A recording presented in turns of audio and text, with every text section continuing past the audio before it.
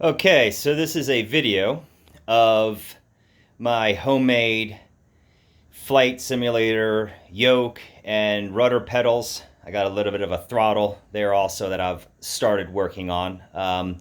It's stage one. It's the first go around at this, so I'll walk you through what I've got here. So I've got flight simulator running in the background. I'll give you a quick little operational overview. So as I turn my yoke here, the yoke in the sim will also rotate. Might have to adjust some of the adjustments there a little bit. Seems to be have a little lower deadband at the front. That can be adjusted though in the setup. The throttle there, you can see I've got a little throttle here that is operating the throttle there on the screen.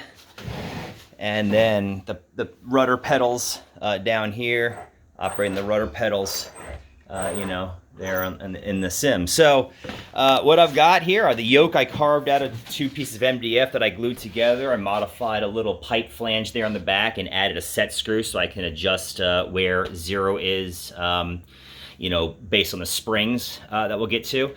There's an outer frame that this entire thing is set up on, and then there's an inner carriage. The inner carriage is riding on these two steel rods, and the inner carriage has got some brass bushings that are in the MDF frame there. The rod that the yoke is connected to has two thrust bearings that I made, and these are made out of a pipe coupler that I cut in half, ground down, and drilled and tapped for some set screws. The carriage itself has got PVC pipe sort of embedded in it at both points and in the outer frame there for the pipe to ride inside of. And then those thrust bearings there take the load and basically move the carriage back and forth. The yoke is centered by this little contraption here that I built. And this again has sort of a set screw right there. That actually is the piece of pipe itself is threaded, so that set screw right there is screwing into the piece of pipe, and there's a set screw on each side. These two halves have got bungees on them, and as it rotates around, it keeps the bungee sort of in the same plane and wraps it around so that you get an even tension.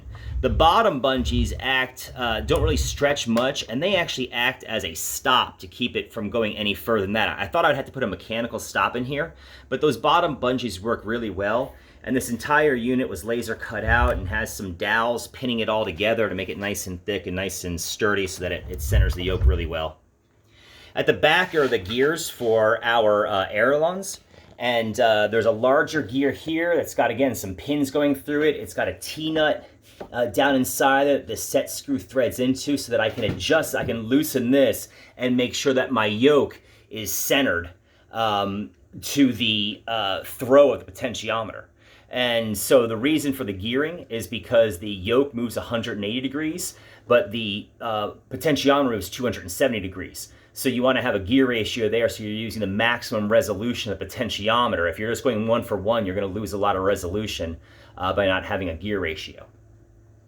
And then the elevator is controlled with a rack and pinion, moving fore and aft.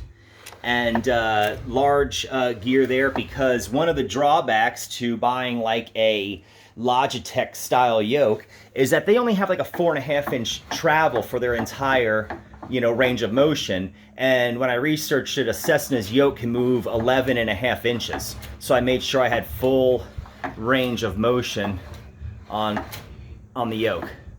The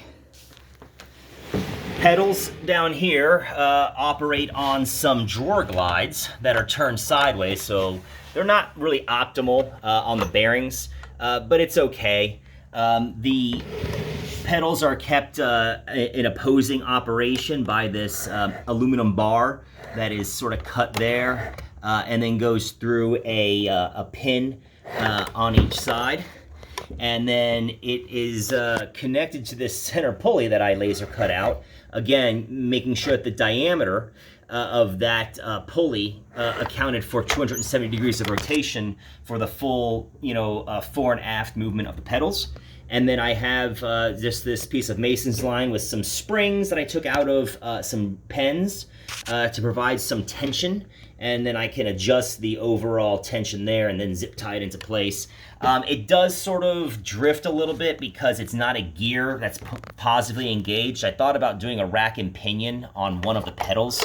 I need to add some toe brakes to this, which will have some linkages to some potentiometers. But one thing you can sort of do, there's a little window there. And if you look in that window, I put a line, and the line should be centered in that window. And that means that your pedals will be centered in the Flight Sim. They're a little off right now. I've got to adjust that a little bit.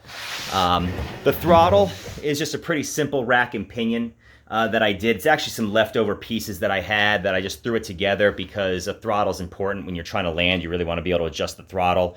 I need a trim wheel also. Well, it'd actually be down here. A trim wheel also to be able to adjust, the trim wheel there on the game, and then have a little servo that will show me the angle of my trim stab.